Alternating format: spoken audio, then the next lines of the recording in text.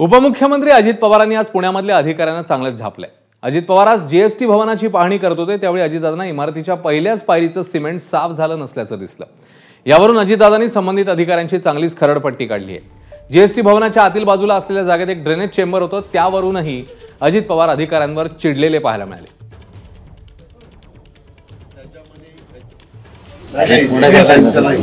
Drainage असते वर येत असतो त्याच्यामध्ये ह्याच्यातच तुम्हाला करता येते काय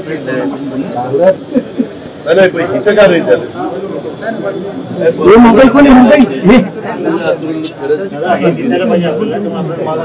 इथं पण सॉरी चेंबर झालं हे नाही मला आपण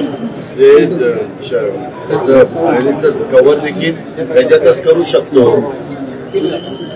कितीतरी ठिकाणी आम्ही करतो। इथं काय झालं? एबीपी माझा, उघडा डोळे